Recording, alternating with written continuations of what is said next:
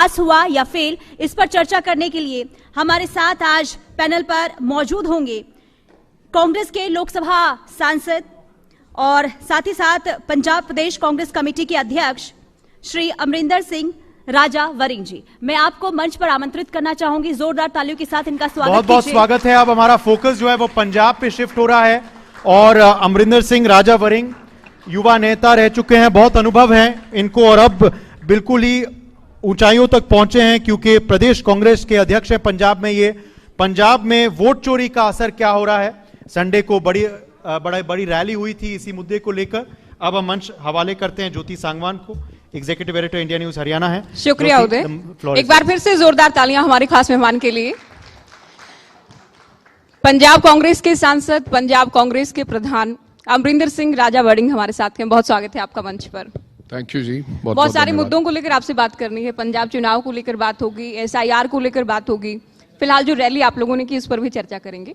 शुरुआत आपके नाम को लेकर, राजा वरिंग नाम सुनकर लगता है किसी बड़े राजघराने से आते हैं या कोई बड़े परिवार से आते हैं। क्या कहानी, क्या दिलचस्प क्या किस्सा इसके पीछे? नहीं, आपने तो अच्छा प्रोनाउंस कर दिया कि वरिंग, अदरवाइज कई तो वार्निंग कह देते हैं मेरे को। वार्निंग कह देते हैं। जो वरिंग है वो मेरे गांव का नाम है। मैं कोई राजा महाराजा परिवार से नहीं हूँ। मेरी नानी ने बताया मेरे को। मैं तो 6 साल का था जब मेरी माँ चली गई, 9 साल का था जब मेरे पिताजी चले गए। तो मेरी नानी ने बताया कि तेरी माँ ने नाम रख दिया था कि माँ मैं इसका राजा कहती थी, तो इसलिए मेरा नाम अमरिंदर सिंह के साथ राजा जुड़ गया है। लेकिन मैं राजघराने से नहीं हूँ, एक आम किसान परिवार से हूँ जिसका राजनीति में कोई ताल्लुकात नहीं था। I am the first generation जो पॉलिटिक्स में हूँ। जो स्ट्रगल करके अपनी राहें खुद चुनते हैं वो राजाओं से कम भी नहीं होते हैं। हाँ, मेरे को इस बात का सुकून जरूर मिलता है कि मेरे घर में कोई सरपंच भी नहीं था। तो 2012 में पहला चुनाव लड़ा और उस जगह से लड़ा गिद्धड़वा। दैट्स वहां से मिस्टर बादल लड़ा करते थे गिद्धड़वा से, और उसके बाद मनप्रीत बादल लड़ा करते थे। पहला चुनाव में मनप्रीत बादल के सामने लड़ा, जिस रिकॉर्ड बनाया पहली बार उनको हराने का। और 46 साल वो कॉन्स्टिट्यूंसी नहीं जीते थे हम। आफ्टर 46 इयर्स वो चुनाव हम जीते और फिर मैं लगातार वहां से 3 बार विधायक रहा, मिनिस्टर रहा। अभी आई एम बिकॉज वो लुधियाना के सांसद जो थे बिट्टू जी, बेअंत सिंह जी के ग्रैंडसन, वो पार्टी छोड़ के चले गए। He was a 3rd time member of parliament from Ludhiana. तो राहुल जी ने कहा कि भाई लड़ना पड़ेगा चुनाव, तो मैं जाके लड़ा। तो भगवान की कृपा से मैं चुनाव पार्लियामेंट में लड़ना नहीं चाहता था, बट कंटेस्टेड पार्लियामेंट एंड भगवान की कृपा हुई तो मैं जीत गया। तो ये मेरा सियासी सफ़र है।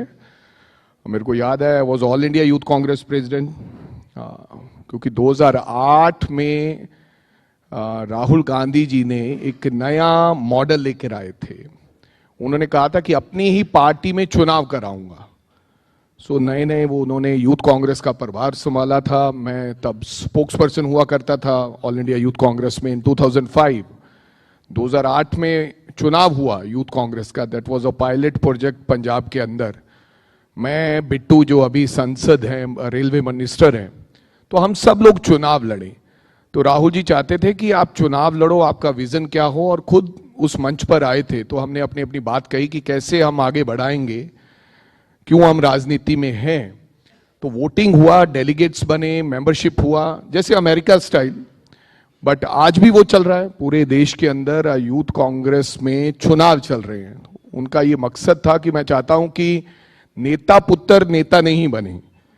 ये ना हो कि चमचे। वो खुद तो बने हैं। फिर परिवारवाद को लेकर तो बीजेपी आप लोगों को घेरती ही है। मैं उसमें भी आपको कहना चाहता हूं कि केवल नेता पुत्र होने के नाते राहुल गांधी पॉलिटिक्स में नहीं है। अब मेरा बेटा हो सकता है उसको ये मंच मिले कि ऑलरेडी उसका बाप 3 बार का MLA और मिनिस्टर है, और वो हो सकता है डॉक्टर का बेटा भी डॉक्टर बनता है। तो राहुल गांधी, अगर आप ये कहें कि केवल नेता पुत्र से बने हैं, तो ये गलत बात है। मेरे को लगता है कोई ऐसा कहे, जितना हार्डवर्क राहुल गांधी करते हैं और जैसे उन लोगों ने देश के लोगों के साथ राहुल गांधी खड़े हुए और मेरे जैसे हजारों लाखों नौजवानों को उन्होंने आगे बढ़ने का अवसर दिया। 43 साल की उम्र में मेरे को PCC का अध्यक्ष बना दिया। जब इतने बड़े दिग्गज नेता पंजाब के अंदर और भी हैं, लेकिन एट द एज ऑफ 43 मैं 4 साल से पीसीसी हूं। इससे ज्यादा राहुल गांधी, और जिस प्रकार से भारत जोड़ो यात्रा लोगों ने माहौल बनाया हुआ था कि राहुल गांधी नेता पुत्र है, राहुल गांधी कुछ करते नहीं है, जब 4000 किलोमीटर की यात्रा और जिस प्रकार से वोट चोरी का उन्होंने पर्दाफाश किया है, मैं समझता हूं कि ये अब देश जानता है। वो समय कब आएगा उसका इंतजार है, लेकिन देश जानता है कि राहुल गांधी पॉलिटिक्स में नेता पुत्र होने के नाते नहीं है, उसमें अपने में दम है, इसलिए राहुल गांधी आज पॉलिटिक्स में है। राहुल गांधी की तारीफ आप करते हैं और आपका बनता भी है उनकी तारीफ करना।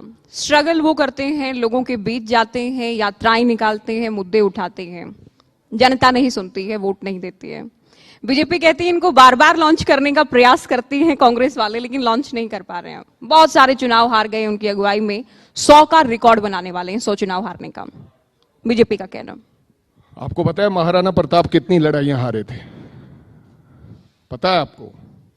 फिर हल्दी घाटी का युद्ध हुआ था, तो उस धरती पर मैं जाकर आया हूं। उस धरती का रंग लाल है, लोग याद करते हैं महाराणा प्रताप को।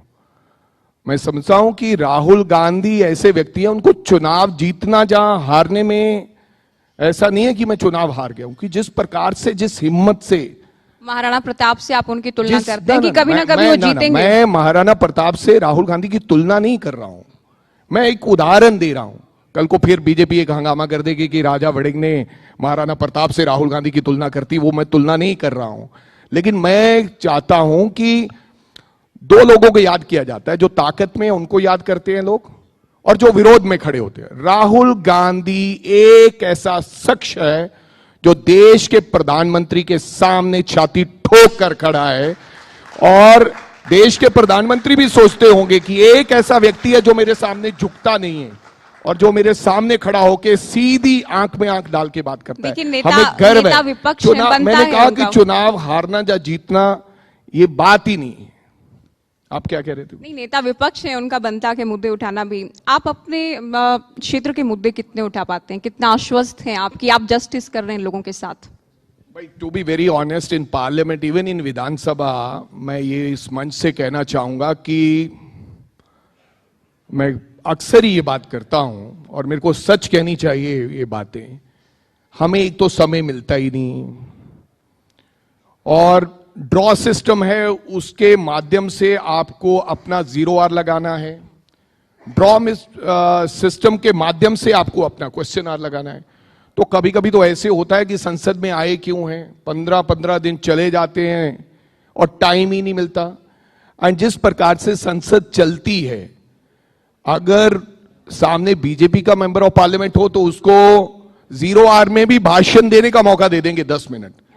अगर हमारे 0 आर कभी निकल आए, वैसे तो आता ही नहीं है, तो अगर आ भी जाए ड्रॉ में, तो हमें आधे मिनट में चुप करा दिया जाता है।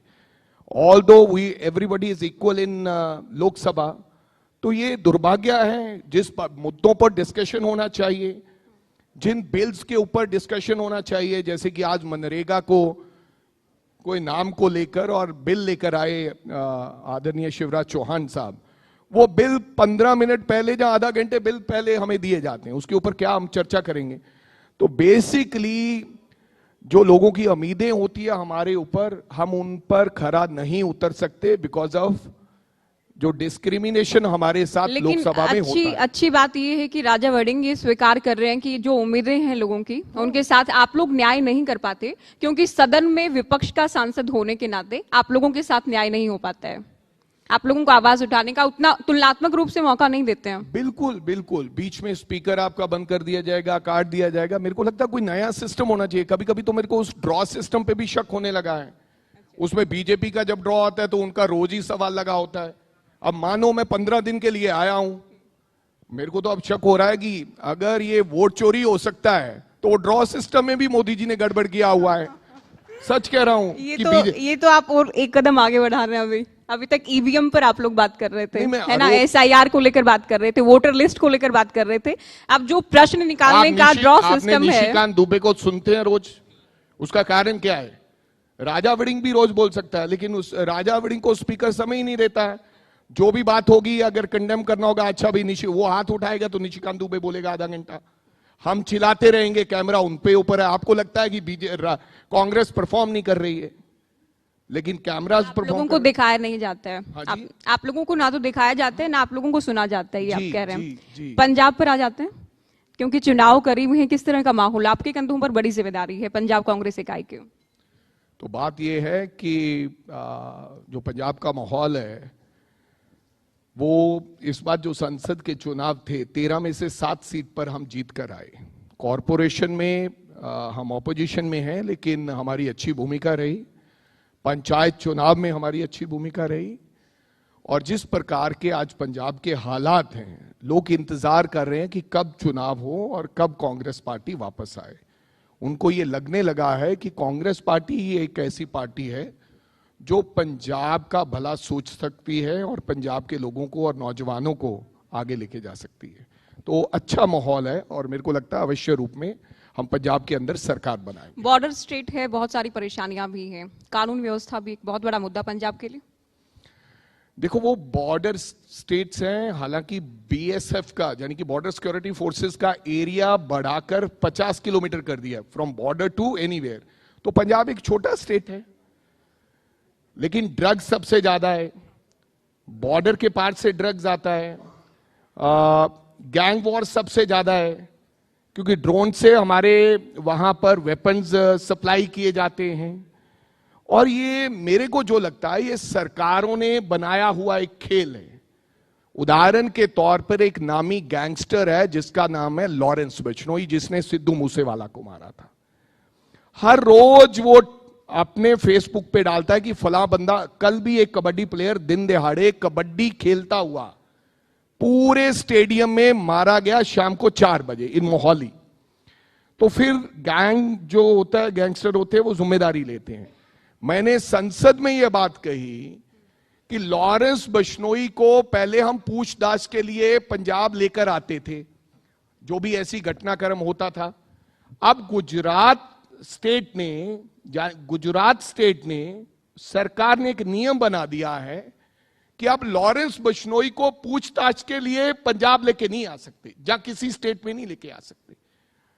ऐसे में कभी कभी लगता है कि कौन उनको शेल्टर कर रहा है।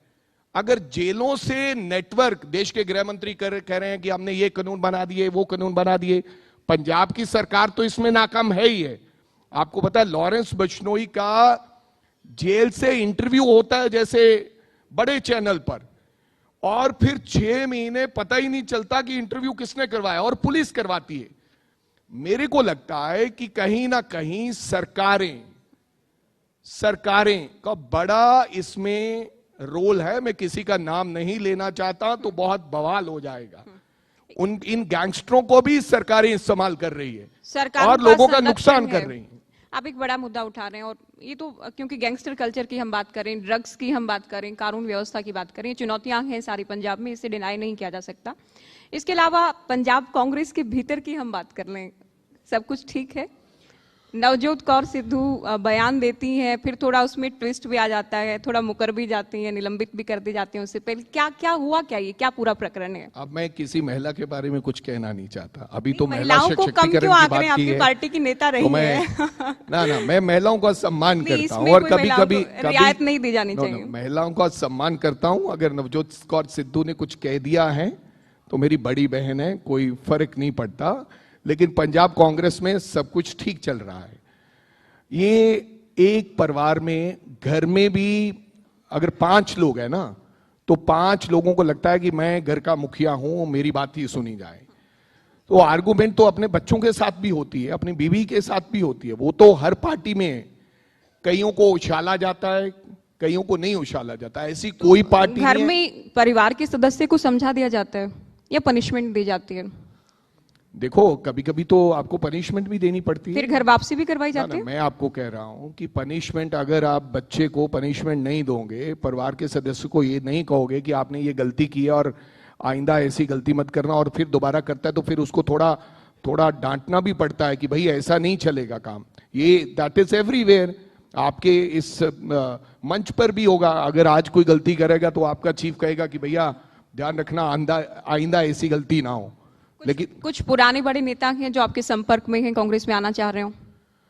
नहीं, टू बी वेरी ऑनेस्ट, मेरे संपर्क में कोई नहीं है। कोई आना चाहता होगा तो वो लीडरशिप से बात करेगा, लेकिन मैं तो नयों के संपर्क में हूं, नौजवानों के संपर्क में हूं। मैं चाहता हूं कि नौजवान आने वाले चुनाव में 117 सीटें हमारे वहां पर 70 सीटों पर वो चुनाव लड़ें जो पहली बार चुनाव लड़े होंगे। ऐसे लोग जो लोगों की तकलीफें जानते हो, जैसे मेरे को राहुल गांधी लेकर आए हैं। और मैं भी चाहता हूं कि अगर मैं नॉन पॉलिटिकल फैमिली से आया हूं, ऐसे लोगों को मैं आकर खड़ा करूं जिनके ऊपर लोग विश्वास जताएं, जो लोगों की हर रोज की परेशानियों से वाकिफ हों और उनसे खड़े होकर बातचीत करके उनका समाधान करें। सीएम बनने का ख्वाब देखते हैं? सरकार अगर आती है, राजा वड़िंग सीएम हो सकते हैं? देखो, मैं टू बी वेरी ऑनेस्ट, मैंने कहा ना, मेरा बाप सरपंच नहीं था, और जिसकी मां मर जाए 6 साल की उम्र में, जब बाप चला जाए 9 साल की उम्र में, कोई ताया चाचा ना हो, मैं कभी एमएलए बनने का नहीं सोचता था। पर जब मैं कॉलेज में गया तो इलेक्शन लड़ा तो मैं जीतने लगा। मेरे को लगा कि यार ये तो अपनी बात है, तो मैं सोचता था कि मैं एक बार एमएलए बन जाऊं, फिर मैं दूसरी बार बन गया, फिर मैं तीसरी बार बन गया, फिर मैं अभी ये सोचते हैं कि एक बार सीएम भी बन जाऊं। मेरे कहने का मतलब व्यक्ति के सपने और इरमान कभी खत्म नहीं होते। But I am very much satisfied जहां पर मैं हूं, लेकिन ऐसा नहीं कहूंगा कि कोई मेरे को बनाए तो मैं कहूंगा मैं नहीं बनूंगा।